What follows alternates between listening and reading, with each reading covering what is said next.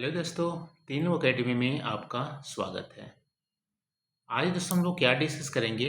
आज हम लोग अध्याय जो हमारा 5 है कक्षा 6 का भारत अर्थात इंडिया।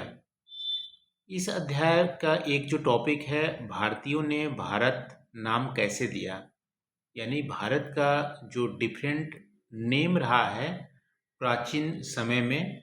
अलग अलग ग्रंथों में जो वर्णन है भारत का डिफरेंट नाम, इस पे हम लोग 10 बहुविकल्पीय प्रश्न को आज के इस वीडियो में कवर करेंगे, जो हमारा इस अध्याय का पार्ट भी है। ठीक है, इसी अध्याय पे हम लोग अपने सिलेबस को केंद्रित करेंगे। तो पहला प्रश्न है आज का, आज के भारत को किस रूप में पहचाना जाता है। आज का जो भारत है वो किस रूप में पहचाना जाता है। आपके पास 4 ऑप्शन है। क्या आज के भारत को हम प्राचीन सभ्यता बोलते हैं, उपमहाद्वीप बोलते हैं, आधुनिक राष्ट्र बोलते हैं, या बस्ती समूह बोलते हैं? क्या बोलते हैं? देखो, आज का हमारा जो भारत है एक आधुनिक राष्ट्र है। आधुनिक राष्ट्र के क्या परिभाषा होती हैं? एक हमारा सीमाएं होती है आधुनिक राष्ट्र की, हमारा सीमा भी है, जनसंख्या भी फिक्स होती है, इकोनॉमिक होती हैं, कोई हमारा शासक की प्रणाली होती है। तो ये सारी चीज़ें हमारा आधुनिक भारत, आधुनिक जो राष्ट्र के सारे जो परिभाषा में होने चाहिए एलिमेंट्स, वो हमारा भारत में है। इसीलिए बोलते हैं आधुनिक जो हमारा भारत है वो हमारा क्या है, आधुनिक राष्ट्र है।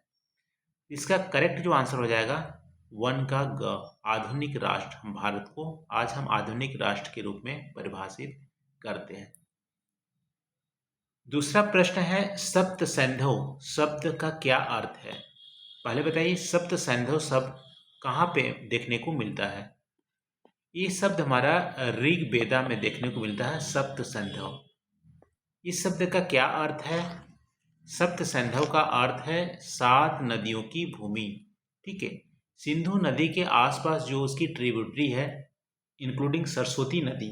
ठीक है, तो 7 नदियों को भूमि को सप्त सैंधव बोला जाता है ऋग्वेदा में, जो आज का ज़्यादातर पार्ट पाकिस्तान में है। ठीक है, तो 2 का हमारा ग उत्तर हो जाएगा, 2 का ग। सप्त सैंधव का अर्थ है 7 नदियों की भूमि। तीसरा प्रश्न है, भारत का सबसे प्राचीन ग्रंथ कौन सा है। भारत का सबसे प्राचीन ग्रंथ कौन सा है? देखो, सबसे प्राचीन ग्रंथ ऋग्वेद है। ऋग्वेद ऐसा बोला जाता है कि सतयुग से भी पुराना है ऋग्वेद। ठीक है, महाभारत हमारा द्वापर युग में लिखा गया है, रामायण को त्रेता युग में लिखा गया है। तो ऋग्वेद हमारा सबसे प्राचीन ग्रंथ है, और आधुनिक समय में उनकी जो हमारे साइंटिफिक जो प्रूवन टाइमलाइन है वो ऐसा बोला जाता है कि 5000 साल पहले इनका लिखा गया था। सबसे पुरानी ग्रंथ क्या है? ऋग्वेद। 3 का हमारा ग उत्तर हो जाएगा, 3 का ग। महाभारत में भारत के किन क्षेत्रों का उल्लेख देखने को मिलता है? महाभारत में भारत के अनेक क्षेत्रों का वर्णन देखने को मिलता है। ग इसका उत्तर हो जाएगा। केरल को भी वर्णन किया है, दक्षिण भारत को भी वर्णन किया है, और असम को प्रागज्योतिष बोला गया है। कश्मीर, कुरुक्षेत्र, यहाँ तक कंधार, अफगानिस्तान एरिया को भी महाभारत में वर्णन किया गया है।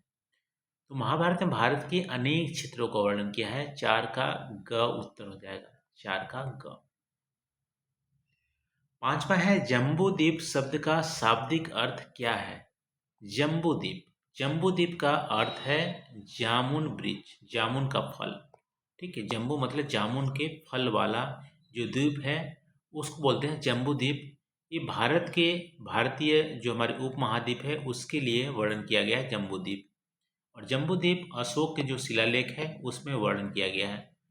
तो जम्बूद्वीप का जो शाब्दिक अर्थ है जामुन वृक्ष के फल वाला द्वीप। 5 का ग उत्तर हो जाएगा, 5 का ग। 6ठा है, सम्राट अशोक के किस शिलालेख में जम्बूद्वीप शब्द आया है? सम्राट अशोक के किस शिलालेख में जम्बूद्वीप शब्द आया है? बोध गया शिलालेख में नहीं आया है, कंधार में भी नहीं आया है, दिल्ली शिलालेख में आया है, जो सासाराम का एक शिलालेख है, सासाराम का लघु जो शिलालेख है, उसमें हमारा सम्राट अशोक ने जम्बूद्वीप भारत के लिए वर्णन किया है। तो 6 का हमारा ग उत्तर हो जाएगा, 6 का ग हो जाएगा। 7वां प्रश्न है, विष्णु पुराण के अनुसार भारत की सीमाएं क्या है? विष्णु पुराण में क्या बोला गया है कि भारत की जो सीमाएं हैं, ये हमारा समुंदर से उत्तर की ओर और हिमालय की दक्षिण की ओर जो भूमि है वो हमारा भारत है। समुद्र से उत्तर, हिमालय के दक्षिण की भूमि को भारत की सीमाएं बताया गया है विष्णु पुराण में। तो 7 का हमारा ख उत्तर हो जाएगा, 7 का ख। 8वां प्रश्न है, भारत को भारतवर्ष किस आधार पर मिला?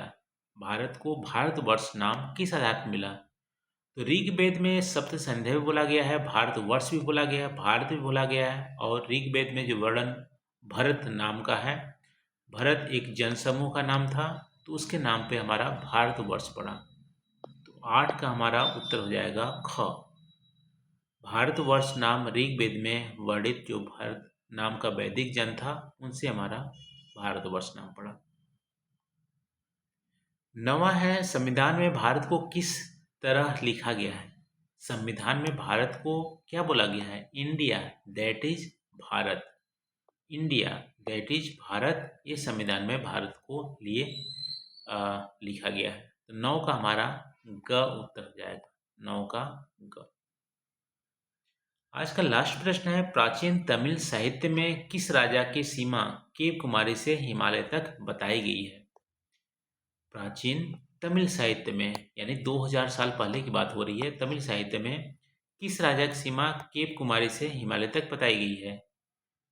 तमिल के जो अरियार राजा थे, उनकी सीमा बताई गई है कन्याकुमारी से हिमालय तक। तो 10 का हमारा ग उत्तर हो जाएगा, अरियार, अरियार राजा। तो ये रहा दोस्तों, आज हम लोग भारत के जो डिफरेंट नाम रहे हैं, भारतीय के द्वारा जो ये दिए गए हैं, भारत के डिफरेंट ग्रंथ में जो मेंशन किए गए हैं, उसके आधार पर हम लोग 10 यहाँ पे बहुविकल्पी प्रश्न को डिस्कस किए। आई होप यहाँ पे कुछ आपको नया सीखने को मिला होगा। वीडियो कैसी लगी कमेंट लाइक करके, चैनल को सब्सक्राइब करके आप बताइएगा। थैंक यू दोस्तों आज के लिए।